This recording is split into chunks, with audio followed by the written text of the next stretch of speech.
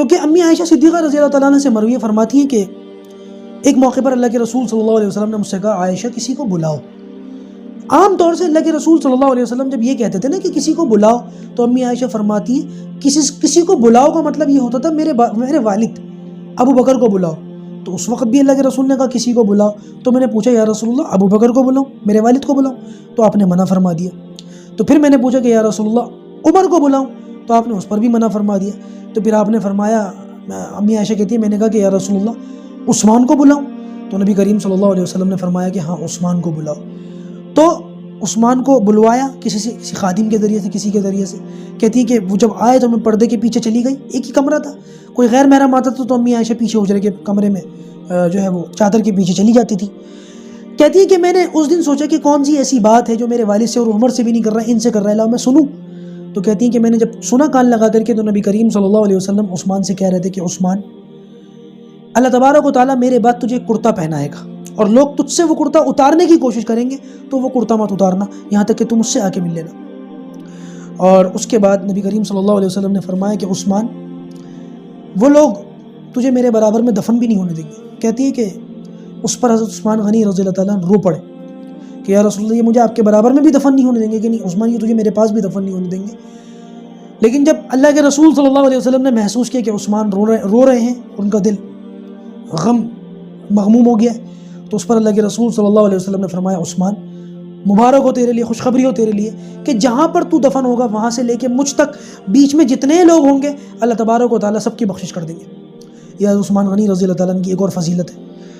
اور روایت کے اندر آتا ہے کہ باغیوں نے حضرت عثمان غنی رضی اللہ تعالیٰ عنہ کی لاش کو نہ جنازہ ہونے دی نہ ان کی لاش کو دفن ہونے دیا.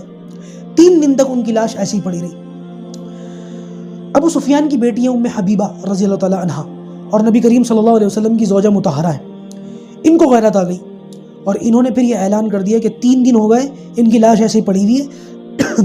اب اگر کسی نے ان کی لاش کو جنازے وغیرہ کے ساتھ دفن نہیں کیا تو لہذا میں نبی کی بیوی بغیر چادر کے نکلوں گی اور پھر عثمان کی جو لاش ہے اس کا کفن دفن میں کرواؤں گی. میں دیکھتی ہوں نبی کی بیوی کا کون راستہ روکتا ہے. بڑی جرت مند خاتون تھی. ان کے اس اعلان پر پھر کچھ مدینہ سے کچھ صحابہ نکلے اور انہوں نے یا تابعین جو بھی تھے, صحابہ یا تابعین جو بھی تھے, وہ نکلے اور رات کے اندھیرے میں, دن میں ان کی لاش نہیں لے جانے دی, رات کے اندھیرے میں چھپتے چھپاتے, پبلک زیادہ نہیں تھی, کچھ لوگ تھے. باغیوں کو جب پتہ چلا کہ ان کی لاش لے جائی جا رہی ہے تو اپنے اپنے گھروں کی چھت پر کھڑے ہو کر پتھر مارے ان کے جنازے پر.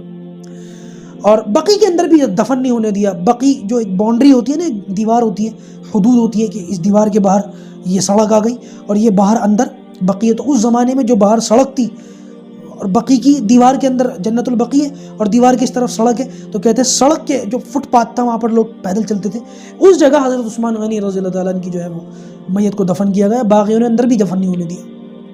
اتنی زیادہ ان کو نفرت تھی حضرت عثمان غنی رضی اللہ تعالیٰ عنہ سے.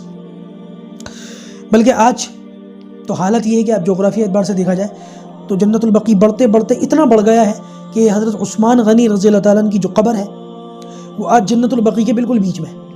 اللہ تبارک و تعالیٰ کی شان ہے کہ پہلے بقی میں ان کی لاش کو دفن بھی نہیں ہونے دیا, ان کے جنازے کو, لیکن بقی جب اللہ تعالیٰ نے بڑھایا, اللہ کے حکم سے جب وہ بڑھا تو وہ ایسا بڑھا کہ بالکل بیچ میں ان کی قبر ہے. حضرت حلیمہ سعدیہ رضی اللہ تعالیٰ عنہ کی قبر کے برابر میں.